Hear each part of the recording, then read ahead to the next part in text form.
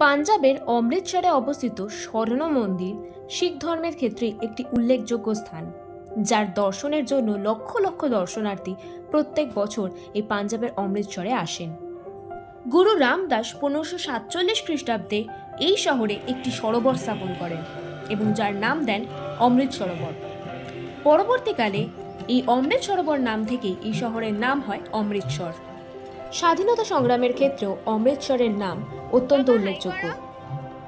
ভারতবর্ষের ইতিহাসের ক্ষেত্রে এই গুরুত্বপূর্ণ শহরকে আরও কাছ থেকে দেখতে আজকে আমরা চলে এসেছি অমৃতসর।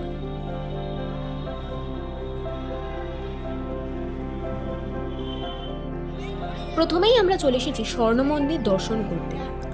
অমৃতসরে অবস্থিত এই স্বর্ণ মন্দির শিখ ধর্মের ক্ষেত্রে একটি উল্লেখযোগ্য দর্শনীয় স্থান। পূর্বে আফগানরা এই স্বর্ণ মন্দির ধ্বংস করে দেয়। পরবর্তীতে 19 শতাব্দীতে মহারাজা রণজিৎ সিংহ এই মন্দিরটিকে পুনরায় নির্মাণ করেন সোনা দিয়ে। এই মন্দিরের মুখ্য প্রসাদ হল লাঙ্গার, যেটি প্রায় 40,000 দর্শনার্থী প্রত্যেক দিন গ্রহণ করেন।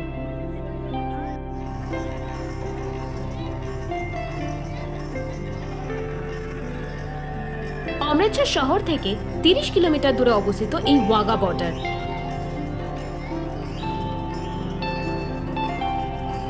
এখানে প্রত্যেক দিন সন্ধ্যে 6টার পরে ওয়াঘা বর্ডার সেরিমনি সেলিব্রেট করা হয়।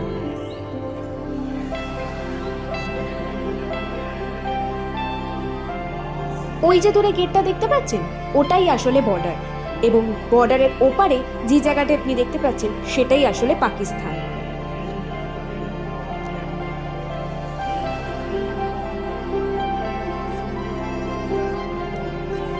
স্বাধীনতার পূর্বে যখন অখণ্ড ভারত ছিল, তখন এই রাস্তাটাই অমৃতসর হয়ে সোজা চলে যেত লাহোরে।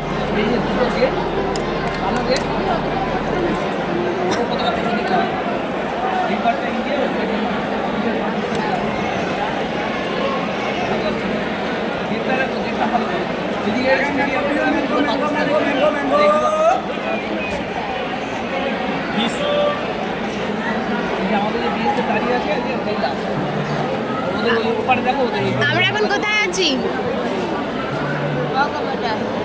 তোমার কেমন লাগছে মা? গরমে আমি অসুস্থ হয়ে গেছিলাম।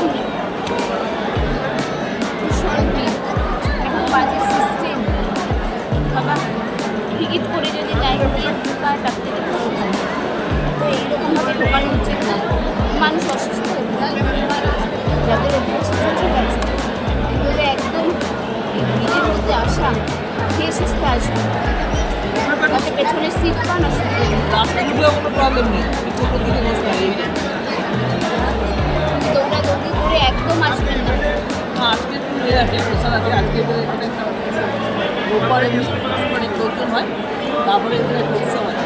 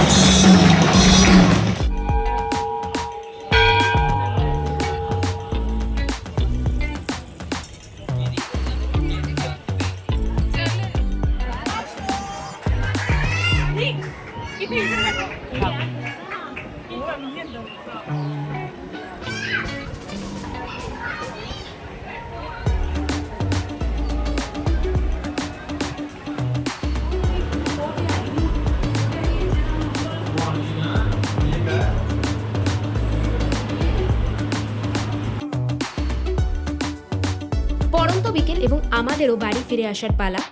আশা করছি এই ভিডিওটি আপনাদের ভালো লেগেছে। যদি ভালো লেগে থাকে তাহলে অবশ্যই লাইক, শেয়ার, কমেন্ট করতে কিন্তু ভুলবেন না। দেখা হচ্ছে খুব শীঘ্রই আগামী ভিডিওতে।